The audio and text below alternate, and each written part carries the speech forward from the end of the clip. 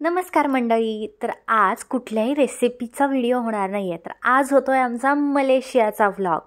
तर आम्ही सकाळी फलटणवरून निघालो डायरेक्ट मुंबईला आणि आम्ही पोहोचलो मुंबई एअरपोर्टला रात्रीचं मुंबई एअरपोर्ट काय सुंदर दिसतं ना. कमाल लाईट्स आणि एकदम अस्थेटिकपणा वाटत होता. आणि आम्हाला मिळाली विंडो सीट आणि मस्त डिनर एन्जॉय करत आम्ही पोहोचलो 2 तासांनी श्रीलंकेला. मग थोडीशी रेस्ट घेतली, थोडा लेओव्हर आणि मग दुसरी फ्लाईट पकडली. आणि आता सुरू होतो आहे आमचं ॲक्च्युअल ड्रीम डेस्टिनेशन. म्हणजे आम्ही पोहोचलो चक्क 5 तासांच्या प्रवासानंतर पोहोचलो कोलालंपूर मलेशियामध्ये. एअरपोर्टवरती पाऊल ठेवताच पहिला शब्द तोंडातून आला तो म्हणजे अरे वा, इथल्या लोकांना फार स्वच्छता आणि डिसिप्लिन लागते बरं का. नंतर आम्ही पोहोचलो नॅशनल मॉस्क म्हणजे मस्जिद नगारा येथे. आणि मग आम्ही पोहोचलो हॉटेलमध्ये, चेक इन केलं आणि आमचा केला ब्रेकफास्ट. ब्रेकफास्टमध्ये तर सगळ्या गोष्टी होत्या. जगामध्ये ज्या ज्या गोष्टी आहेत, चायनीज, इटालियन, बाकी सगळ्या देशांची लोकं इथे येतात, त्यामुळं सगळ्या प्रकारचा नाश्ता होता. मग आम्ही पोहोचलो ट्विन टॉवर बघायला. आणि आता मलेशियाचं ॲक्च्युअल सुपरस्टार मुवमेंट. इथे फोटो नाही काढले तर मलेशिया कायच फिरलं. मग आम्ही गेलो इस्ताना नेगारा येथे. हे आहे इथलं किंग्स पॅलेस. इतकं रॉयल आणि इतकं मॅजेस्टिक ना, मला तर वाटलं कुठली तरी बॉलिवूड मूवी इथेच शूट होईल आता. मुख्य गेटसमोर रॉयल गार्ड्स आहेत जे अजिबात हलत नाहीत. आणि इथली फुलं तर पाहिली का, किती छान कलर्स आहेत याचे. कोलालंपूरमध्ये पाय ठेवताच मन शांत होतं बरं का.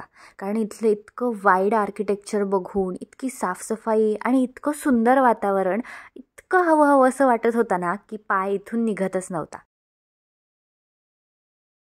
मग आम्ही पोहोचलो इंडिपेंडन्स स्क्वेअरला. आणि इथलं वाईड आर्किटेक्चर बघताय ना, आजूबाजूला जुनी ब्रिटिश बिल्डिंग, मोठं लॉन आणि हवा, इतकं सिनेमॅटिक वाटत होतं. आणि हे आहे शहराचं ॲक्च्युअल हृदय, KL city centre. Lights, foods, building, shopping, काय सांगू, एकदम वाव वाईब्स होतं. हा आहे KL टॉवर. इथं लोक चालतात इतक्या डिसिप्लिननी, क्रॉसिंग इतक्या डिसिप्लिनमध्ये करतात की इथली लोकं फारच शिस्तबद्ध आहेत.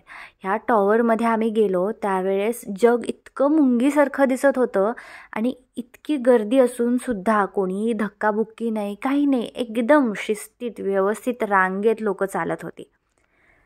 नेक्स्ट मॉर्निंग आम्ही पोचलो मलेशियाचं आयकॉनिक स्थान असलेल्या बाटू केव्जमध्ये.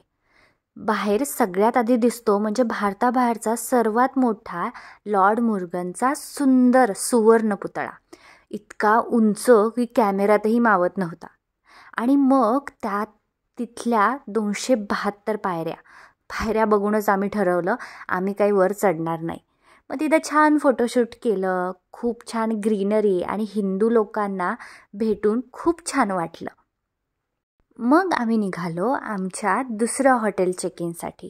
इथले रस्ते बघताय ना, किती स्वच्छ, सुंदर, अजिबातच हॉर्न कल्चर नाही. तिथं कोणीही हॉर्न वाजवत नाही बरं का. पब्लिक प्लेसेस असो नाही तर कुठल्याही जागा असो, सगळे एकदम शिस्तीत एका लाईनमध्ये चालतात.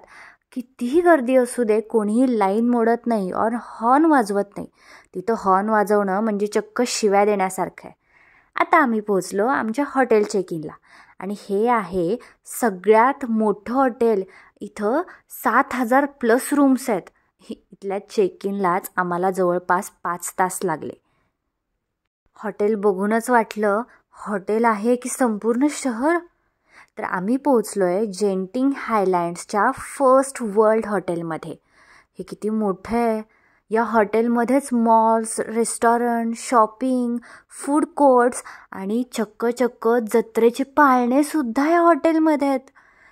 आम्हाला तर असं वाटलं आम्ही वेगळ्या शहरातच पोहोचलो आहे.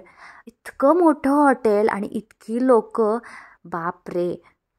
5 तास चेक इनच्या लाईनमध्ये वाट बघूनसुद्धा आमची एक्साइटमेंट काही कमी झाली नाही.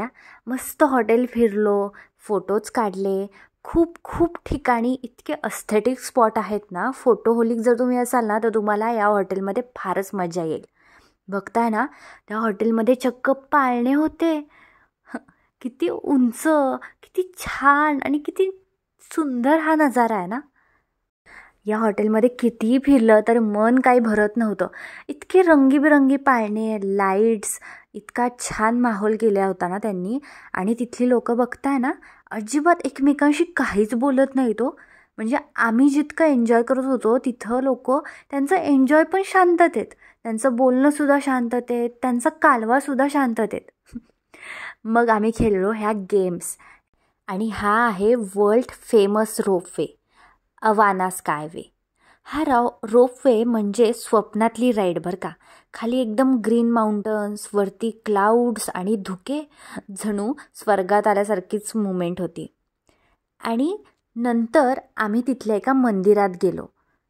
हो, हे धुके बघताय ना, ह्या धुक्यांमधून आम्ही रोपवे केला. त्यामुळे इतकी भीती वाटत होती, समोरचा तर काहीच दिसत नव्हता. नंतर तर माणूस दिसला तर तोही आश्चर्य बरं का. सगळं धुक्यातून पाहायचं. मॉल्स, राईड्स, फूड्स आणि सगळं सिनेमॅटिक मिस्टमध्ये एकदम चमकून जात होतं. तर मंडळी, मलेशियाचा व्लॉग इथेच संपला. आम्ही 2 दिवस मलेशियामध्ये होतो आणि या पुढचा व्लॉग असणार आहे सिंगापूरचा. तर सिंगापूरमध्ये आम्ही काय काय पाहिलं, कुठं कुठे फिरलो, काय काय गमती गोष्टी केल्या, सगळं काही सांगणार आहे. त्यामुळे चॅनल सबस्क्राईब करा आणि लाईक करा.